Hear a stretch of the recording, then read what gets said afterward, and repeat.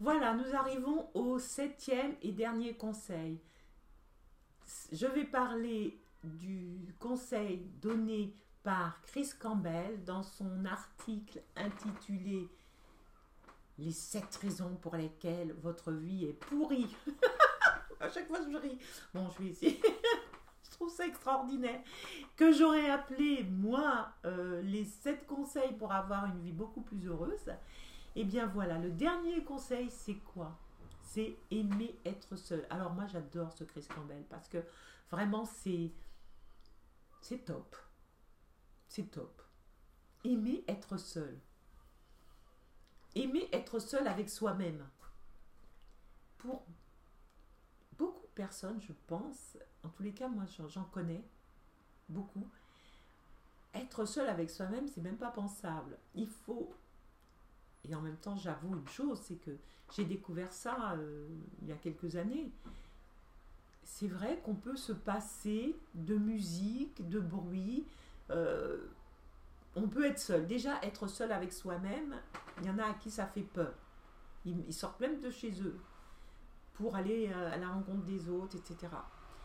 Parce que peut-être qu'ils s'ennuient avec eux-mêmes. Et puis, il y a ceux qui, par exemple, écoutent de la musique tout le temps pour occuper, pour avoir un fond sonore. C'est peut-être aussi pour ne pas entendre ou le vide dans leur tête ou alors les pensées qui se bousculent.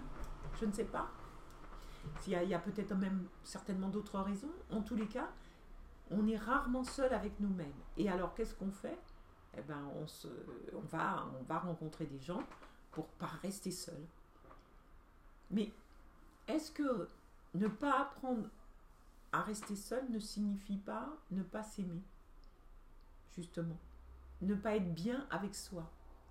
Et si nous ne nous aimons pas, si nous ne sommes pas bien avec nous-mêmes, qui va nous aimer? Qui va nous aimer? J'aimerais bien le savoir. Je ne vois pas.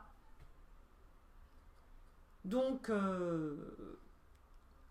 il y a certainement quelque chose à faire, c'est apprendre à s'aimer, c'est apprendre à vivre avec soi. C'est pas simple, c'est pas facile, c'est peut-être pas glamour même, hein, quel besoin, déjà si on s'aime pas trop, de rester seul avec soi-même. Mais qu'est-ce qu'on peut obtenir au fait de rester seul avec soi-même? Eh bien, c'est de s'apprécier avec le temps, vous savez, hein, le temps change tout, le temps euh, est la solution pour beaucoup de choses et apporte des réponses, justement. Et le fait de s'apprécier avec le temps va faire qu'on va s'aimer soi-même. Et si nous-mêmes, nous nous aimons, devinez, eh bien, il va y avoir des personnes qui vont nous aimer pour qui nous sommes. Et nous n'allons pas être comme ça en demande de personnes absolument pour se sentir aimés.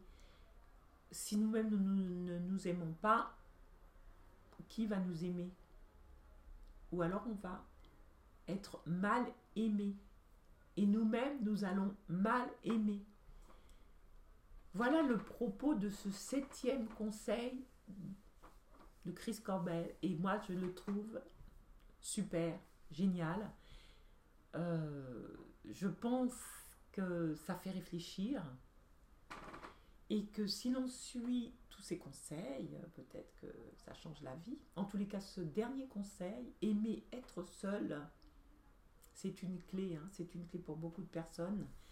Et donc, je vous laisse à cette réflexion. Est-ce que vous aimez la solitude? Est-ce que vous aimez être seul avec vous-même? Oui? Super. Non? Essayez. Je vous dis à très bientôt. Je vous fais des big bisous. À bientôt. Prochaine vidéo.